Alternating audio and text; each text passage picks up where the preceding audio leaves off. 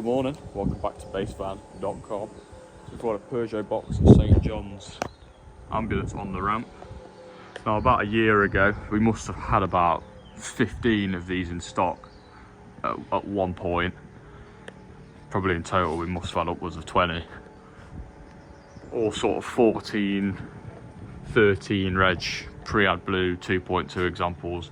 Virtually identical, a lot of them. Some of them didn't have the ramp on the back, some of them had a different ramp on the back, some of them had that ramp on the back, and yeah, they were incredible. A lot of people bought them, a lot of people enjoy them, a lot of people still have them. We've got YouTubers that have bought one, they love it, they drive it around everywhere, and yeah, they really are a nice vehicle to own. Very boxy on the shape on the back, so they're nice and easy to build in.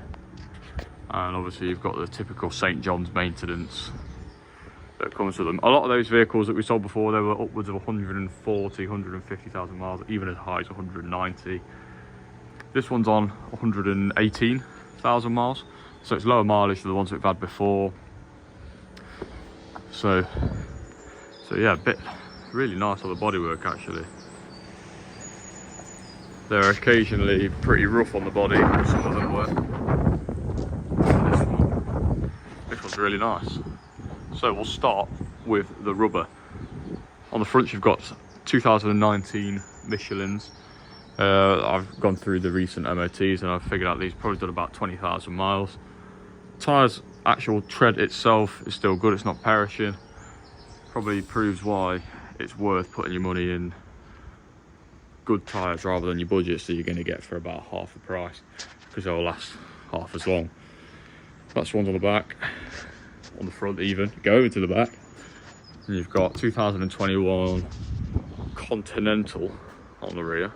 Just a bit random because these are normally all kitted out with Michelins, but hey, it's still a nice tyre. And then on this side you've got a 2023 Michelin as well, so yeah, not really sure what's gone on this back end, but hey, do I need to know really? Going towards the front, yeah, you've got the 2.2 Ford Transit engine on the front. These pre-ad blue ones, like I said before, pretty solid. A nice easy runner. Not too bad on fuel, not too expensive to repair. But it's a 6-speed gearbox as well. Going backwards, you've got your exhaust system, which is all nice and tidy. It's not blowing or anything like that. Can't really have any complaints there. Speaking of exhausts, we've got this exhaust here, which leads all the way up to the night heater, which is an Eberspach, I believe it's a D4 in the back. I'll have to double check that for you. But they normally are D4s on these. And then, going further back again, we have the air suspension, bags on both sides on the back. So you can lower that back end down just to make the gradient a bit shallower for the ramp when you're loading in the back, should you want to use it. These, fantastic when they work. A bit of a pain when they don't work, because if you've got a leak somewhere, the compressor will keep going, your van will be going up and down. Yeah, it's a nightmare. They're normally pretty solid, but in the case that they do go, really all you'd want to do is buy yourself some leaf springs and then just go back to your normal existing setup. It's probably the easiest thing to do should you be in that situation, and the most cost-effective thing to do. These ramps can be a bit problematic with corrosion. We've had them before where obviously they've cut out where the old floor used to be and then put in a new piece. Normally the actual metal and the materials they use isn't as good quality as the van, but this one is actually in very good nick.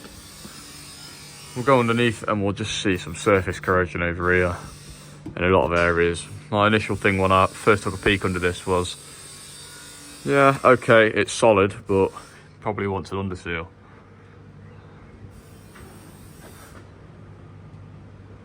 And yeah, I don't think you could change my mind on that.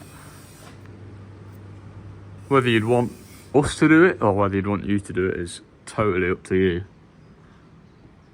You can be the judge of that. Going over to the outside again, you've got this little step there which is nice and handy. And yeah, really, nothing much more to be said. No real issues with rot. You have some light corrosion, some light little areas like this where, you know, maybe it's weathered over the last decade. This van's been on the road, but like I said before, sand it back, underseal it or paint it, and you won't really have a problem going forward. Otherwise, there's not really much to say. These vans are basically what they are. They're very straightforward, very simple sort of technology when it comes to the engines and everything. Pre-ad blue, as I've said a few times, and the extras that you get in the back of them are massive. Probably the best value for money you're going to get on the market. So do what many other people have done here and get down and buy one of these vans. Thank you very much, and I'll see you next time.